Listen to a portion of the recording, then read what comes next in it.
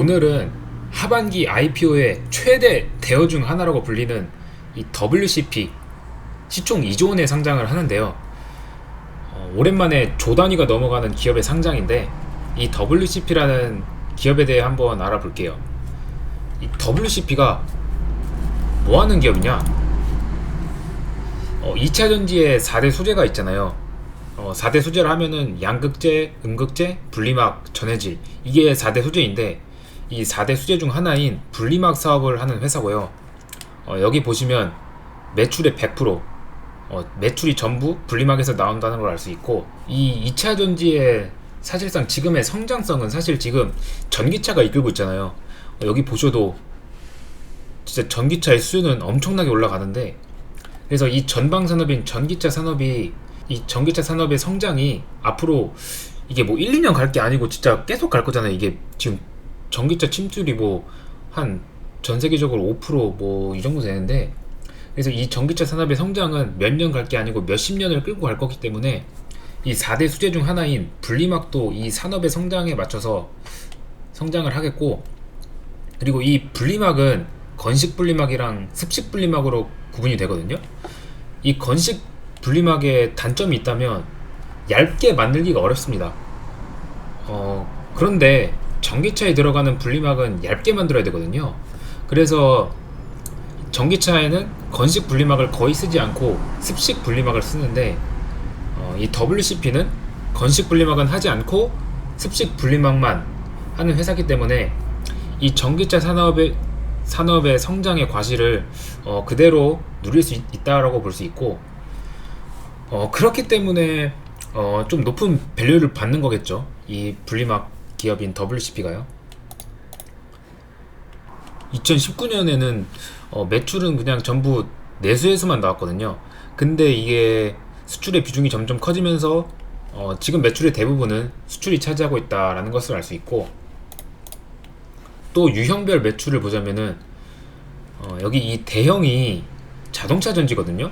이 비중이 점점 늘어나서 작년에는 이제 90%가 넘는 비중을 보이고 있고, 그러면은 이게 소형의 매출이 줄었나?를 생각해보면은 계산을 해봤거든요.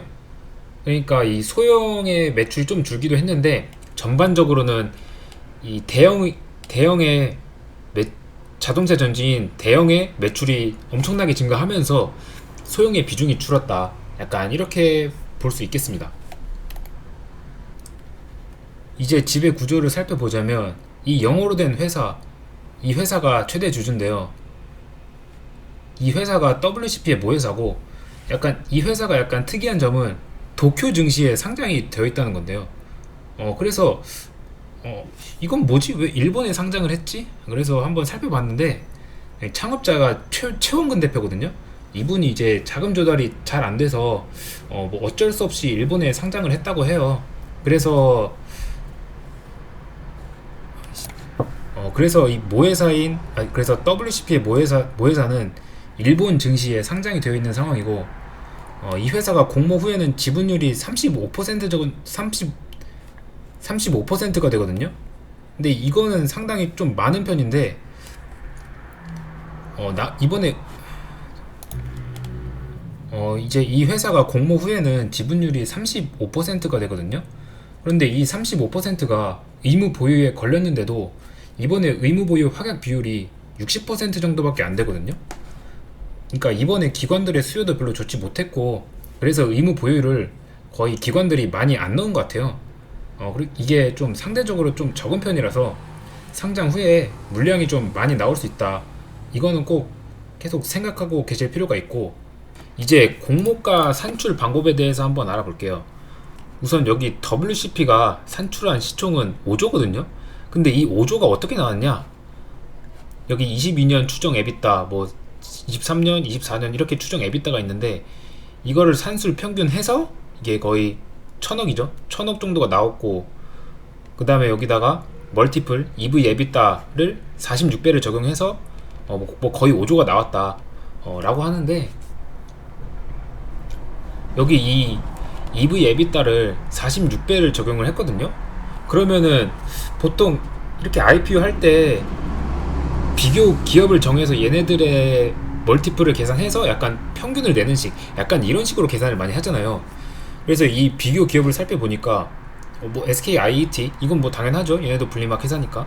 그런데 나머지를 보면은 여러 개가 있는데 뭐 에코프로 BM, 뭐 첨보, LNF, 코스모 신소재, 뭐 양극재 회사, 뭐 음극재 회사, 뭐 전해질 회사, 그냥 이체전지 소지 업체들은 뭐 비교 기업에 거의 다 있더라고요.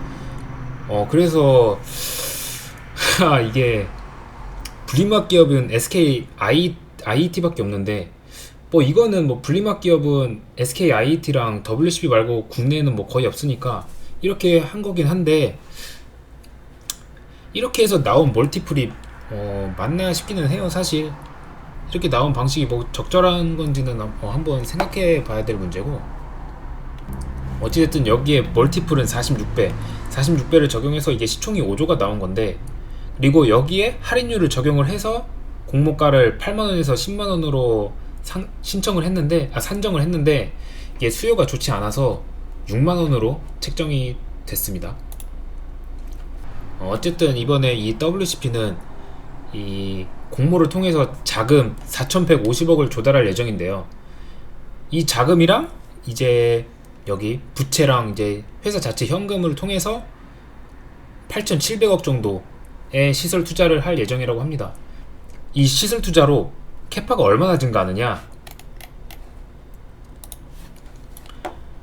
현재 여기 이게 단위가 100만 제곱미터거든요. 그러면 이게 올해 캐파가 거의 8억 2천만 제곱미터인데, 이번에 조달한 자금을 통해서 충주에 이제, 한국에는 충주에 공장이 있더라고요. 이 충주에 2개 라인 정도 증설을 하고, 대부분은 이제 헝가리에 증설을 해서 24년에는 이제 지금 캐파 대비해서 거의 한 3배 정도인 23억 제곱미터의 설비를 구축할 예정이라고 해요. 뭐 그러면은 여기서 생각해 볼 수 있는 게, 공장만 잘 돌아가면은 24년부터는 매출이랑 이익이 증대될 수 있겠다, 약간 이런 걸 생각할 수 있는데, 그래서 여기 이게 회사에서 추정한 실적이거든요. 이 실적을 보면은 확실히 24년부터는 매출이 엄청 뛰죠. 그리고 또 여기 영업이익 이것도 엄청 뜁니다. 그래서 이 지금 회사에서는 24년에 캐파가 뭐 엄청 늘어날 거니까 이때부터 뭐 매출이랑 이익이 증대될 거다, 이렇게 생각을 하고 있네요. 그리고 또 여기서 주목해서 봐야 할 점이 있다면은, 여기 21년에 거의 매출은 1800억 정도거든요. 근데 영업이익은 350억 정도예요. 그러면은 여기 딱 계산 때려보면은 이익률이 거의 한 20% 정도 되는 건데, 22년을 보면은 이건 이익률 계산하면은 거의 한 14%뭐 그 정도 나오거든요. 근데 23년 보면은 또 한 15% 좀 안 되는 것 같아요. 그러면은 이게 21년 이익률은 20% 가까이 되는데, 올해랑 내년은 거의 한 10%? 한 중반 이 정도 언저리거든요. 근데 또 24년 이익률을 보면은 20%가 훨씬 넘는 것 같아요. 그래서 이게 굉장히 이게 마진이 널뛰기를 많이 하는데, 근데 이게 이익률은 사실 굉장히 중요한 부분이라서 이거에 대해 한번 알아볼 필요가 있어요. 그래서 이 회사의 비용 구조를 한번 들여다봤는데, 여기 왼쪽 여기 7기가 올해고 여기 6기가 작년이거든요.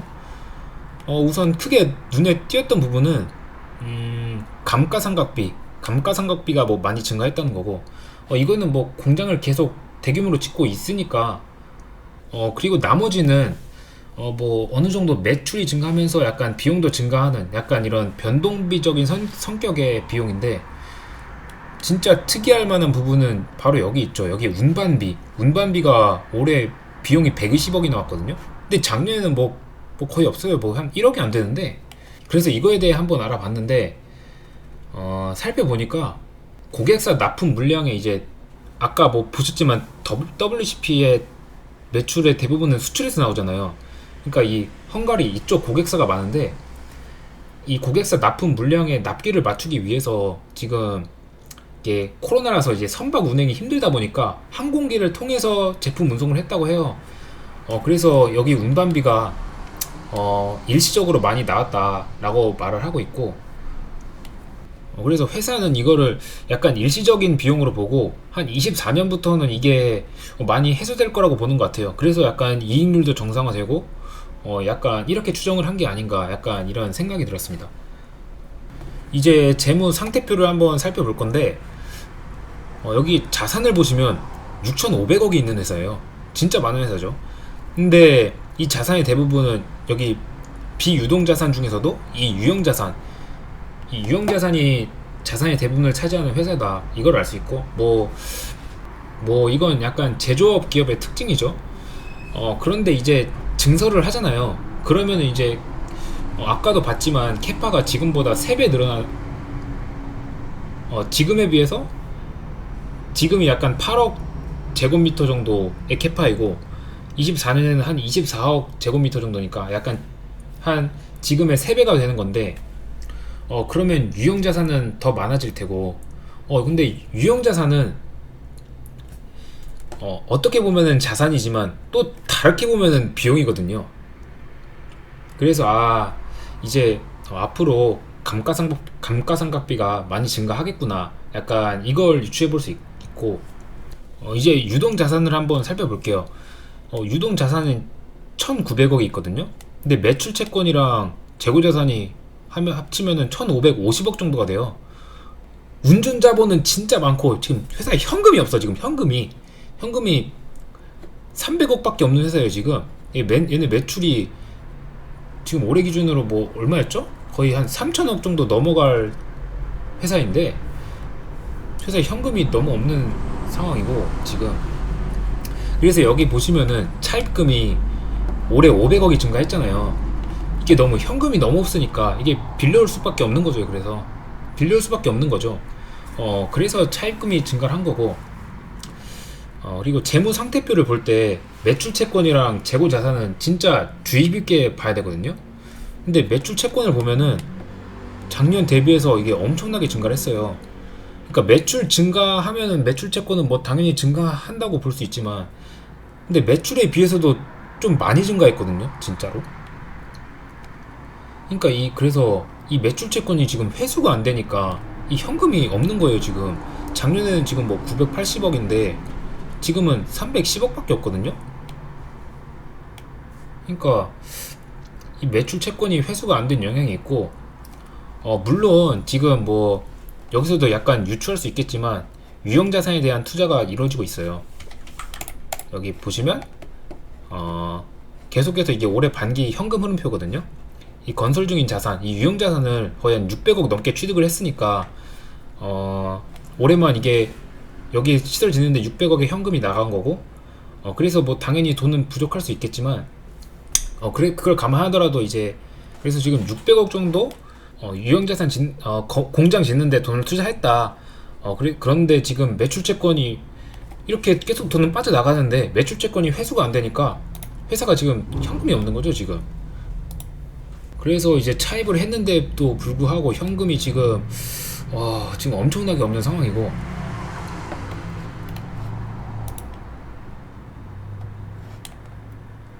그리고 이번에 공장 증설에 8,700억을 투자할 예정이거든요. 지금 이게 공모 자금으로도 8,700억이 충당이 안 되니까 여기 보면은 부채로 3천억을 넘게 조달을 해요. 그래서 이게 현금도 많이 없는 회사고 하니까 3천억 조달하고 뭐 자칫 이제 현금 만들어지는 걸로 또 1,400을 조달을 하는 건데, 생각해보면은 약간 WCP도 약간 많이 답답할 것 같아요. 일단은 공장 짓는데 돈 필요하니까 상장해야 돼. 근데 시장 상황이 너무 안 좋아. 그래도 근데 지금 돈이 없으니까 일단 상장을 하자 해서 상장을 했는데 이게 수요 예측도 별로 안 좋아. 지금 뭐 SK IT는 뭐 주가 계속 떨어지고 기간 수요 예측은 또 안 좋아. 그래서 공모가 뭐 한 8만원에서 10만원으로 이게 산정을 했는데 또 공모가 밴드 밑으로 떨어져서 이제 공모가 또 6만원 되고, 그래서 공모 자금도 많이 조달을 못하고, 그러니까 또 빚 더 내야 되고, 약간 이런 좀 답답한 상황인데, 그래서 뭐 어쨌든 지금 뭐 요약을 해보자면은 지금 돈이 많이 없는 상황이라서 이제 차입을 하든지 뭐 증자를 하든지 약간 그렇게 현금을 조달해야 되는 상황이다. 뭐 이렇게 알 수 있고, 그런데 이 매출 채권이 일단은 급증한 이유를 살펴봐야 되거든요. 뭐 아까도 말했지만은 이게 매출 채권이 일단 너무 많이 증가를 했으니까 이걸 살펴봐야 되는데, 증권신고서에 이 매출 채권에 대해서 설명을 잘 해놨더라고요. 산업 특성상 이게 고객사가 헝가리 수제 주요 고객사가 4달에서 5달 정도 소요되는 긴 대금 회수 기일 때문에 이게 매출 채권이 1, 2분기에 많이 증가한다, 약간 이렇게 설명을 해놨는데, 여기서 이거 보고 어떤 생각이 드셨나요? 저는 이런 생각이 들었거든요. 고객사가 완전 슈퍼갑이다, WCP는 완전히 을이다, 약간 이런 생각이 들었는데, 보통 이렇게 매출채권 회수 기간이 이렇게 길지가 않아요. 여기 보면은 거의 21년에 뭐 180일 이 정도 걸리는데 이렇게 사실 길지가 않습니다. 그러니까 그래서 다른 기업도 살펴봤는데 그래도 진짜 길어봐야 한 3달이면은 회수가 되더라고요, SK는. 그럼 앞으로도 이게 헝가리 고객사 비중이 늘면은 거의 한 5개월 동안 자금이 이게 계속 묶이는 거니까, 사실 이게 매입 채무가 많은, 사실 이런 매출 채권이 적고 매입 채무가 많은 회사는 이 자금을 통해서 약간 투자를 하든지 약간 이렇게 돈을 계속 굴릴 수가 있거든요. 근데 약간 이 WCP는 약간 이 반대잖아요. 매입 채무 별로 없거든요. 심지어 이 매입 채무의 대부분은 거의 자회사로 가더라고요. 자회사에서 그래서 매입 채무를 많이 해주던데, 아무튼 약간 매출 채권이 많고 이 매입 채무가 적은 약간 이런 구조에서는 진짜 자금이 완전히 몇 달 동안 꽉 막히기 때문에 계속 그때는 현금이 계속 부족한 거예요. 그래서 그때 뭐 그럼 계속 차입하고 뭐 그러면은 이제 이자 비용 같은 거 뭐 많이 증가하겠죠. 약간